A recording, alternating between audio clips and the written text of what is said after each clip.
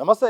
ఈ మధ్యకాలంలో తుంగతుర్తి కాంగ్రెస్ సంబంధించిన రాజకీయం కూడా రాష్ట్ర వ్యాప్తంగా చర్చనీయాంశంగా మారుతుంది. ప్రధానంగా ఎమ్మెల్యే మందుల సామెల్ వర్సెస్ కోమటిరెడ్డి వెంకటరెడ్డి అలాగే రాజగోపాల్ రెడ్డి లాగా కూడా మారిపోయిన సందర్భం కనిపిస్తుంది. కాంగ్రెస్ పార్టీ కూడా ఈ అంశాన్ని కూడా ఎలాగైనా ముగించేలాగా చూస్తున్నా కానీ ఇటువైపు నుండి అటువైపు నుండి నేతల యొక్క కామెంట్స్ వస్తున్నాయి. అలాగే ఇటు అనుచరుల మధ్యలో కూడా మాటల యుద్ధానికి ఈ అంశం కూడా ప్రాధాన్యత ఎక్కువగా పెరిగిపోయింది. మరి ఇదే అంశంపై మాట్లాడుతాం. మనతో పాటు సోషల్ జస్టిస్ పార్టీ సంబంధించిన నేతలు ఉన్నారు. వారి యొక్క అభిప్రాయం కూడా తెలుసుకుందాం. ఎట్లా చూస్తారు? ఒకవైపు మందుల సామయ్యలు వర్సెస్ కోమటిరెడ్డి బ్రదర్స్గా మారిపోయింది. ఈ అంశం పట్ల ఎవరిది తప్పు ఎవరిది ఒప్పంటే ఏం చెప్తారు? ఈరోజు రాష్ట్రంలో జరుగుతున్న పరిస్థితులను చూస్తే ఈరోజు కాంగ్రెస్ పార్టీలో వాళ్లకు అంతర్గతంగా రెడ్లకు మధ్యలో రాజకీయ వైరం నడుస్తున్న మాట వాస్తవం. అధికార దాహం కోసం రెడ్లు ఈ దళితులను పావుగా వాడుకొని వాళ్ళను ఎన్నో ఏళ్ళుగా దశాబ్దాలుగా వాళ్ళ యొక్క అధికార పబ్బంతో వీళ్ళని కాళ్ళ కింద పెట్టుకొని వీళ్ళను పావులుగా వాడుకునే ఒక పన్నాగం బండి ఈరోజు దళితులను వాళ్ళ యొక్క సీట్లపై రెడ్లు వచ్చి ఆ రిజర్వేషన్ సీట్లలో పెత్తనం చెలాయించడం ఇది సరైన పద్ధతి కాదు. దీన్ని ఇప్పటికైనా బంద్ చేసుకోవాలని చెప్పి కూడా మేము ఈరోజు డిమాండ్ చేస్తున్నాం. అంతేకాకుండా రెడ్లు ఒక దశాబ్దాల కాలం నుండి మాదిగలను ఎన్నో సందర్భాల్లో రాజకీయంగా కానీ ఆర్థికంగా కానీ ఇంకా వ్యవసాయానికి సంబంధించిన అన్ని రకాల పనులలో వాళ్ళని వాడుకుంటున్నారు.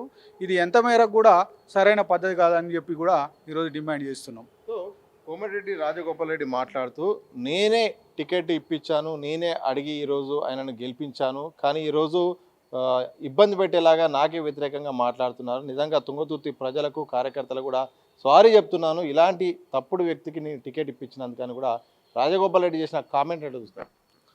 రాజగోపాల్ రెడ్డి గారు చేసిన కామెంటు ఒక విషయం అయితే మందుల సామయ్యలు గారిని కూడా మనం ఒకసారి గమనించాల్సిన అవసరం ఉంది. ఆయన గత కొన్ని సంవత్సరాలుగా తెలంగాణ ఉద్యమంలో తెలంగాణ ప్రజలకు కానీ తుంగతుర్తి ప్రజలకు కానీ సుపరిచితమైన వ్యక్తి. ఆయన ఎన్నో సందర్భాల్లో ఉద్యమాని కోసం పోరాడిన వ్యక్తి.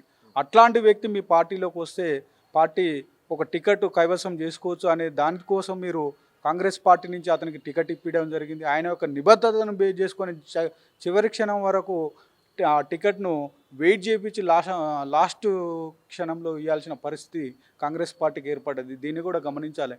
ఈరోజు రాజగోపాల్ రెడ్డి ఒక్కడి ద్వారానే ఈ టికెట్ వచ్చి ఈ టికెట్ ద్వారా గెలిచిందని కాదు, మందుల సామెల్ అనే వ్యక్తి యొక్క గుడ్ విల్ మీద కూడా అది గెలిచింది. ఆయనకు ఉద్యమ చరిత్ర ఉంది. ఆయన పోరాడిండు ప్రజల కోసం, ఎన్నో దశాబ్దాలుగా పోరాడుతూ వస్తున్నాడు. అట్లాంటి తరుణంలో ఒక రిజర్వ్డ్ కాన్స్టిట్యున్సీ ఎమ్మెల్యే ఉన్న తర్వాత అక్కడ ప్రోటోకాల్ సిస్టమ్ ఉంటుంది.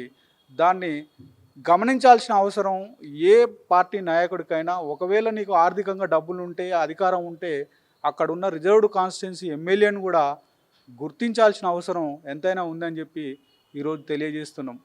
అంతేకాకుండా ఎన్నో సందర్భాల్లో రెడ్లు కానీ లేకపోతే ఇంకో అధికార దాహంతో మాదిగలను కానీ ఎస్సీలను కానీ ఎస్టీలను కానీ చిన్నచూపు చూస్తూ వాళ్ళ యొక్క కాన్స్టిట్యున్సీల్లో వీరు పెత్తనం చెలాయిస్తున్న సందర్భం మనం ఎన్నో సందర్భాల్లో చూసినాం.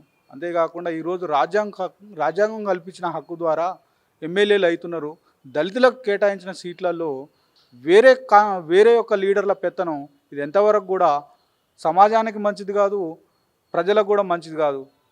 సో దీని ద్వారా నేను చెప్పదలుచుకుంది ఏంటంటే దళితుల పట్ల ఈ వివక్షను బంద్ చేసి ఈ చిన్న చూపును బంద్ చేసి వాళ్లకు డాక్టర్ బిఆర్ అంబేద్కర్ గారు ఏదైతే కల్పించారో హక్కును, ఆ హక్కు ద్వారా వాళ్ళ ఎమ్మెల్యేలు అవుతారు. అట్లాంటి వాటి మీద కూడా మీ పెత్తనాలు బంద్ చేయాల్సిన అవసరం, ఇంకా మానుకోవాల్సిన అవసరం ఉంది అని చెప్పి కూడా డిమాండ్ చేస్తున్నాం. మీరు చెప్పండి, నిజంగా రిజర్వ్డ్ కాన్స్టిట్యున్సీల మీద నిజంగా అగ్రకులాల పెత్తనం కొనసాగుతుందా? ప్రధానంగా ఈ యొక్క రెండు కాన్స్టిట్యున్సీలపైనే ప్రధానంగా తుంగతుర్తి నకిరేకల్ విషయంలో మాత్రం అక్కడ కార్యకర్తలు ఇబ్బంది పడుతున్నారు, నేతలు ఇబ్బంది పడుతున్నారు, అక్కడ కాంగ్రెస్ వాళ్ళకే అన్యాయం జరుగుతుందని కూడా ప్రధానంగా రెండింటినే ఒక పెట్టి ఆ పేర్లనే బయటికి తీయడానికి కూడా ఎట్లా చూస్తారు? ఇక్కడ దళిత రెసిడెంట్స్ మన రిజర్వ్డ్ స్థానాలు ఏదైతే ఉన్నాయో తుంగతుర్తి నగరకల్ 2 స్థానాలపైన వాళ్ళు రెడ్ల పెత్తనం కొనసాగుతుందనేది కనిపిస్తూనే ఉంది, జనానికి చూస్తూనే ఉన్నారు. ఇప్పుడు వాళ్ళు టికెట్ ఇవ్వడం అనేది ప్రకటించుకోవడం అనేది అది చూడడానికి ఏంటంటే చట్టమే వాళ్ళ చేతిలో ఉంది, మేమే దళితులకు భిక్ష పెడతామంటే దళితులను ఎప్పటికీ ఒక జీతగాల అనే ఒక వర్షన్లోనే చూసే దాంట్లో ఉన్నారు, ఆ ధోరణిలో ఉన్నారు. ప్రజాస్వామ్యంలో ప్రజాప్రతినిధిగా సామేలు అంటాడు, అక్కడ వ్యతిరేకత ఆల్టర్నేటివ్ అంతకుముందుకున్న పార్టీకి ఏదైతే వ్యతిరేకతకు నిదర్శనంగా ఆ పార్టీలో సరైన గుర్తింపు రానందుకు తిరిగి ప్రజల సానుభూతితోనే ఈయన చేసిన కృషికి గాను నిదర్శనంగా టికెట్ ఇవ్వడం జరిగింది. అదే రకంగా మద్దతు వచ్చింది. అంతేగాని నేను టికెట్ ఇస్తే గెలిచిండు అనేది మాత్రం అవాస్తవం.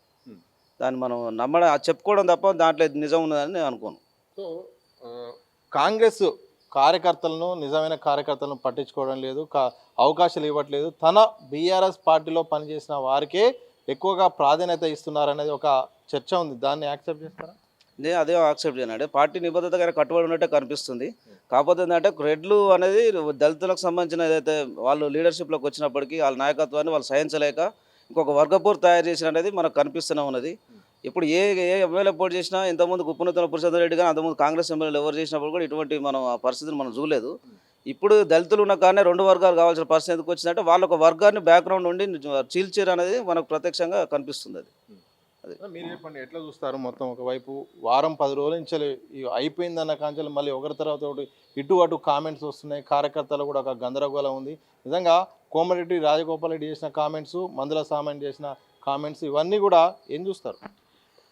ఆ తుంగతుర్తి నియోజకవర్గం అనేది మన డాక్టర్ బిఆర్ అంబేద్కర్ గారు రచించిన రాజ్యాంగం ప్రకారం ఎస్సీ రిజర్వ్డ్ అయింది. ఎస్సీ రిజర్వ్డ్లో అక్కడ ఉన్న మాదిగలు మరియు బహుజనులు అన్ని కులాలు వేస్తేనే అక్కడ కాంగ్రెస్ పార్టీ మందుల సామ్యుల్ గారిని ఎస్సీ రిజర్వ్డ్ కాన్స్టిట్యూన్సీకి సంబంధించిన ఆయన గెలిపించడం జరిగింది. అక్కడ ఏ ఒక్క పెత్తనం కూడా లేదు.